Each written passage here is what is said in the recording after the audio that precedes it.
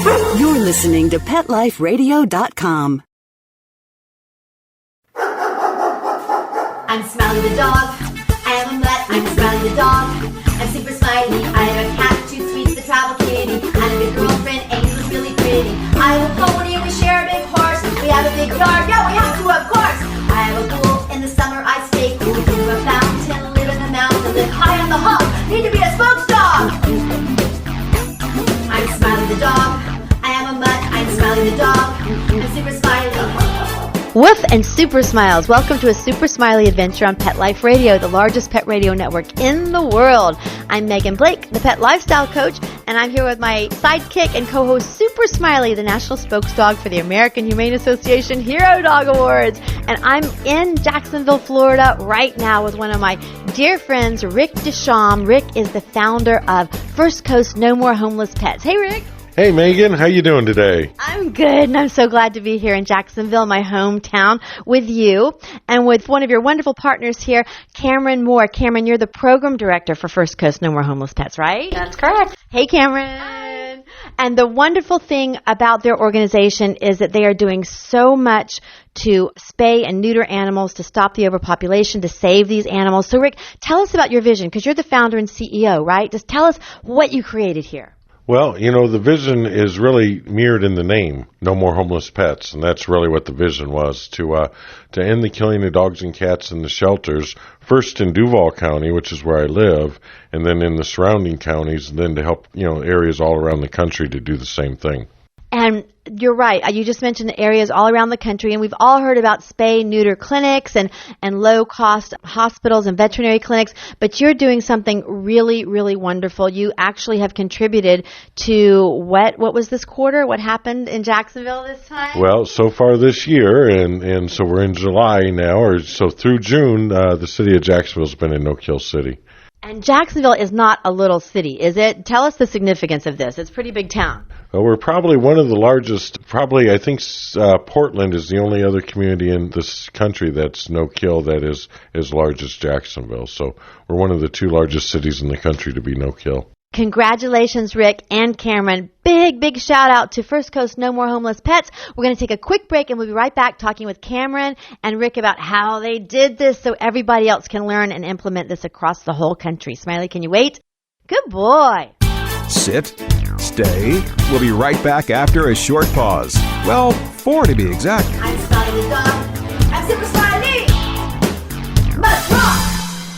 Pet Life Radio, the #1 pet radio network on the planet, joins forces with iHeartRadio to put the power of your pets in your pocket. Awesome. Download the iHeartRadio app and rock Pet Life Radio on your phone, on your tablet, on your Xbox, in your car. Pet talk, pet tunes, and fun pet times. Pet Life Radio and iHeartRadio. Positively Possum. Dogs leave fur wherever they go. It collects all over the home. There are many tools designed to stop dog hair spreading, but their effectiveness varies, and afterwards you have to clean the tool, then the floor. With the Dyson Groom Tool, you simply deploy the bristles, then gently brush the coat. Loose fur is removed, while dead skin and allergens are captured by the vacuum. And to clean up, you simply release the trigger. To get this awesome Dyson Groom Tool, go to DysonDeals.com. That's DysonDeals.com. Let's talk pets on PetLifeRadio.com.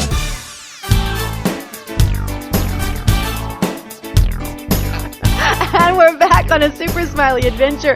I'm in Jacksonville, Florida at First Coast No More Homeless Pets with Rick DuCharme, the founder and CEO, and Cameron Moore. She's the program director. Cameron, tell us, what have you all done? What's one of your secrets to reaching this amazing goal of no kill in Jacksonville for the first quarter? Well, I think everything we do is geared towards making it easy for people to get the help that they need. We try to remove all barriers, whether it's financial or transportation. Everything that we do is geared towards our no-kill mission. And when you say making it easier, you all have the humane traps that people can trap and release the cats. Tell us about that program. So we typically fix about anywhere between 12 and 15,000 feral cats per year in our community. Wait, how many is that per month? Let's just let everybody absorb this number. I think, didn't you say it's hundreds per month, right? 1,000 a month, actually, that we do. And we do loan the traps out for free so people can easily catch the cats in their neighborhood that they want to get fixed and vaccinated. We also make the surgeries free when possible through grants. Otherwise, it's very, very low cost so that anybody can help the animals in their community. This is so great. And you publicize this so people know it, just the general public, if they have kitties in their backyard. Or right now it's kitten season, right? Tell us about what's going on right now across the whole United States. Right. So right now, all the shelters and rescues are full of unwanted kittens that are born in the community. And so what we've tried to do is get a jump start. We had a Beat the Heat special where we tried to spay and neuter as many feral cats as we could prior to kitten season. And we did delay it a little bit. But now that it's July, we do have a lot of kittens here. And we're now trying to get everybody fixed and vaccinated so that they can be adopted or go back into their homes in the community. That is so cool. And Rick, another thing that I've noticed about Jacksonville is that you have, I think I've heard it referred to as a coalition where everybody's working together. I think that's really, really imperative. Tell us about the coalition. Well, it's absolutely imperative if we're going to be successful in reaching our goals, because no one organization or group could really make Jacksonville a no-kill community. It not only takes all of our groups working together, but it really takes the whole community working to make a difference, and that's really what has happened in Jacksonville. But First Coast No More Homeless Pets, Jacksonville Humane Society, and of course Jacksonville Animal Care and Protective Services are closely partnered in this challenge to become and sustain a no-kill community. And just so everyone understands, you're basically a spay and neuter clinic, and you offer the veterinary services at low cost. But then you mentioned Jacksonville Animal Care and Protective Services, and they're the city shelter. Is that right? Could you tell everybody what these different arms do, who they are? Absolutely. First Coast No More Homeless Pets really focuses on keeping pets out of the shelters to start with, so we do a lot of preventative or proactive programs, and then we work with some programs like the TAILS, which the prison dog program, which you're familiar with, and then we do the big adoption events too, but we don't shelter any animals ourselves. We focus on spay and neuter and other programs that help the shelters. And then Jacksonville Animal Care and Protective Services, of course, is the code enforcement arm of animal services here in Jacksonville. So they enforce the pet laws, and they also work on abandonment and abuse cases. And then, of course, they're the city shelter as well, so they take in all the unwanted pets around town. And they are a large, beautiful facility too, right? They are. They built a new shelter just a few years ago, and it's really made a huge difference in our city. Although before that, they were working in a really antiquated shelter, and they were still doing a pretty good job, but it did make a big difference moving into the new shelter. And then, of course, the Jacksonville Humane Society, which is a large no-kill shelter here in town, and they really focus on adoptions and training, behavior training and modification and stuff like that. And I want to say, I grew up in Jacksonville. I don't know if all my listeners know this, but this is my hometown.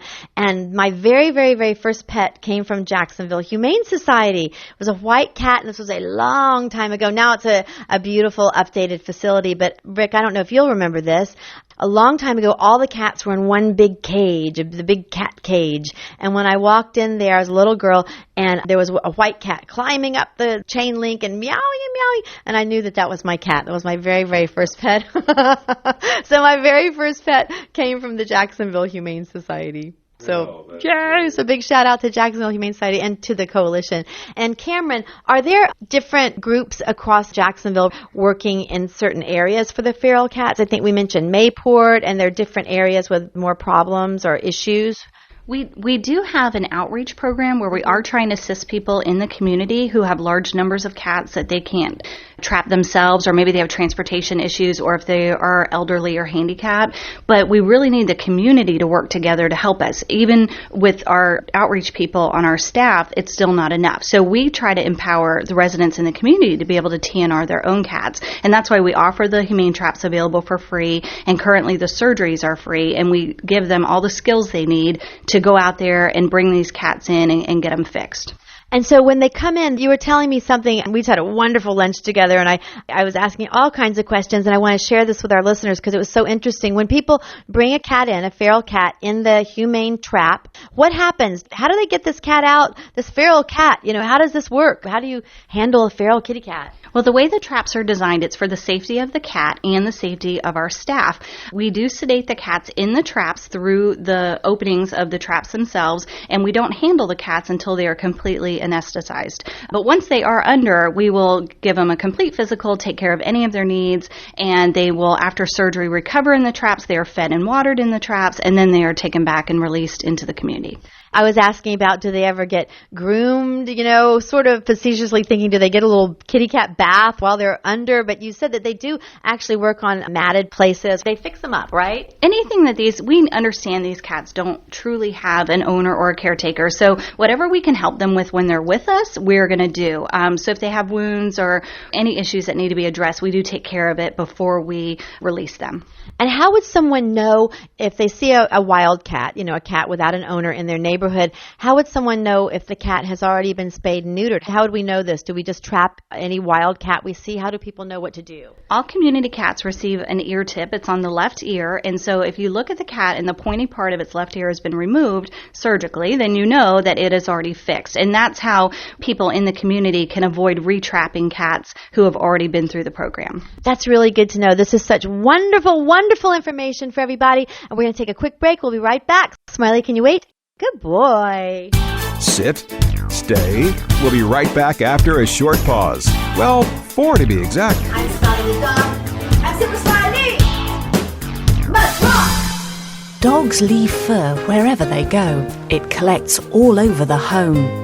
There are many tools designed to stop dog hair spreading, but their effectiveness varies, and afterwards you have to clean the tool, then the floor. With the Dyson Groom Tool, you simply deploy the bristles, then gently brush the coat. Loose fur is removed, while dead skin and allergens are captured by the vacuum. And to clean up, you simply release the trigger. To get this awesome Dyson Groom Tool, go to DysonDeals.com. That's DysonDeals.com.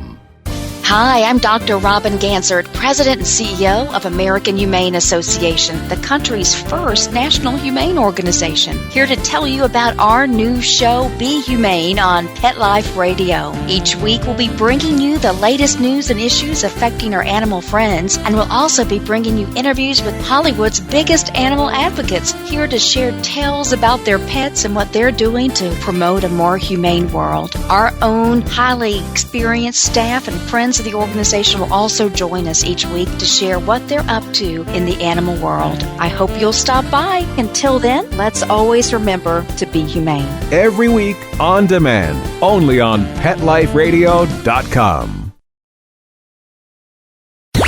Let's talk pets Let's talk pets on Pet Life Radio. Pet Life Radio. PetLifeRadio.com.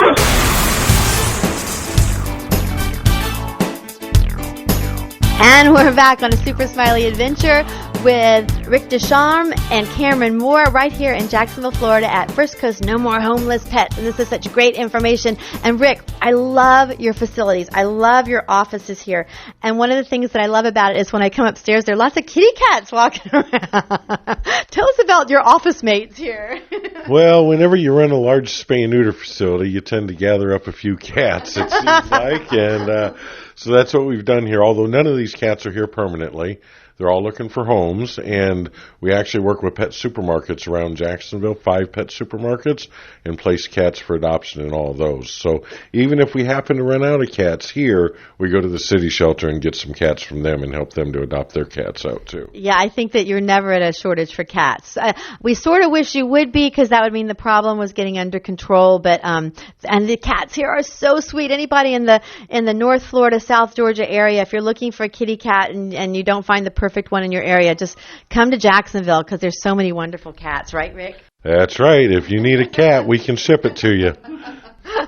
And I'm interested, Cameron, do you have any pets at home, or do you get your fill right here? What are the animals like in your personal life? Well, I have 4 little Chihuahuas that are all rescued from our city shelter. Most of them are elderly or have some kind of physical need, which is how I've acquired them. And I also do have a handful of cats. I run a nonprofit rescue organization outside of work where I also try to find homes for homeless kitties from our shelters. Oh, that's wonderful. Can you tell us the name of your organization? It's called Lucky Cat Adoptions. I love that. I love that. And Rick, do you have any animals at home, or do you just come to work and you're surrounded by them all the time anyway? Well, right now I'm down to just one cat. I used to have 3 large dogs, but they've all sort of gotten old and passed on, and the cat's sort of gotten cranky and doesn't really like dogs right now, so we're holding off before we get another dog. Well, I totally think that you're doing your part for adopting animals, taking care of animals. And I'm always very interested. I know for me, animals are healers and teachers, and I've learned something from my horses, my dogs, my cats, everything.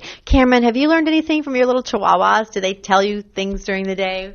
Well, they do provide a lot of comfort and good companionship. I can't imagine my life without any pets, and I am very fortunate that when I come to work, I can also be surrounded by them too. And I do think they teach us patience and just to be more open and not so judgmental. I love that. And you mentioned the prison program. That's where we met. We just met last week at the Montgomery Correctional Facility graduation, which was very, very inspiring. And in talking with some of the inmates, it really drove the point home that animals offer the affectionate touch, that the inmates there, they cannot show affection in prison or have that touch. And it's very, very true, right? They have the healing touch. And I can personally say that when I came in this office this trip, I'm not traveling with my cat. And I was like, I had to touch a cat. I just had to come in and hug the kitty cat. And would you agree that just simply the touch is healing? Oh, definitely. Most definitely. Yeah, and Rick, what about you? What have you learned from animals? I know you're such a great leader of them, but they are still our teachers, I believe. What do you think about that? Well, I think, patience and, dogs have always had the ability to accept just whatever it is, whether they've, whatever comes at them, dogs just accept it and make the best of it. And I think that's something I've learned from animals, or tried to. Yeah, and Rick, also, our listeners know that I've worked with Best Friends, Smiley and I, and one of our radio series was done on Best Friends, and we won an honorary mention at the Genesis Awards, and we give a big shout out to Best Friends Animal Society. And you've done events with them, right? Strut Your Mud and other things you've worked with Silva and Francis. Can you tell us a little bit about, just your work with them and your support for NKLA and various things? Well, Best Friends was really the inspiration for First Coast No More Homeless Pets. They had a No More Homeless Pets program, and I just that sounds like what I want to do. So we asked them if we could use the name and started First Coast No More Homeless Pets. So Best Friends has always been an inspiration, and Gregory and Julie and Francis and Silva and all the team out there are really just exactly how I want to be in life. If I could just copy them exactly, I'd be happy as could be. Yeah, I love that. Well, you've been doing a really, really great job of emulating their extreme success. You have some events coming up, right? You have a big super adoption and then something coming up in October. So tell us a little bit about your events. Program Director Cameron. Well, we do have our mega adoption event that's happening July 18th through 20th. And our goal is to find homes for over 1,000 animals. And that would be in a 3-day period. So it's one of the largest adoption events in the country. And we're very proud to have shared that with other people to help them around the country do it in their community. Wait a minute. Stop there. It's one of the largest adoption events in the country. How do you organize something like that? And say the numbers again. Well, we've had 6 events so far and found homes for over 5,000 animals. And basically, we just invite the shelters and rescues from around our Northeast Florida area, and everybody works very well together. We've kind of come down with a little system to make this all work, but we truck in all the animals on Friday morning, and the event is 10 to 6 for Friday, Saturday, and Sunday. And by the end of Sunday, the goal is to have no more animals left at the fairgrounds, and any animals that might be remaining from the municipal shelters get absorbed into the private rescue groups so that our shelters do go home empty-handed. Oh, that's wonderful. And that the animals do go home knowing that they will eventually be adopted, right? They will find home. There's usually very few animals actually left over at the end of the event. And like I said, it's not going to be out of the ordinary for us to do over 1,000 adoptions in the weekend. I love that. And I like that you also mentioned the one coming up in July, because I have to say that we're going to be doing the Super Smiley Flash Mob for pet adoption there with Jacksonville Animal Care and Protective Services and and all the people from First Coast No More Homeless Pets. We're really, really looking forward to that. I understand that there's going to be people in dog costumes and cat costumes, and we're just going to be energizing pet adoption and trying to promote not only the pets that are there, which we want to adopt them all out, but also just the general concept of adopting animals, that these shelter pets. I love Amy Gilbreth, the founder, one of the executives at Found Animals. I interviewed her one time, and she just said it real simply. She said, adopted pets make the best pets. And she was I just love it. I love that. What do you think about that? Oh, definitely. And I think a lot of people just aren't familiar with the fact that there are great pets in shelters. So that's why we definitely want to spread the word that adoption is the way to go. Absolutely. Rick, what do you think about that? I've never had a pet besides an adopted pet, so I couldn't tell you, but I'm pretty sure it's the truth.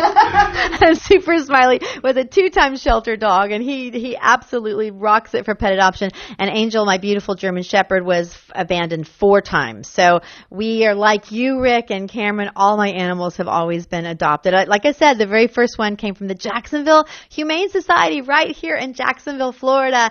And I want to invite everyone to look on the internet for First Coast No More Homeless Pets. How did they look that up? They can go to our website at fcnmhp.org and definitely come and see us at the fairgrounds July 18th through 20th. Absolutely, and that an acronym stands for First Coast No More Homeless Pets, in case you didn't get the letters there.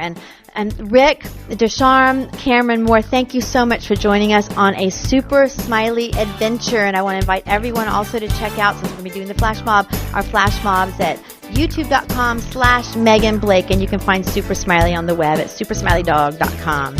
So thank you so much for everything you do, Rick and Cameron. And until next time, everybody, woof and super smiles. Let's Talk Pets, every week on demand, only on PetLifeRadio.com.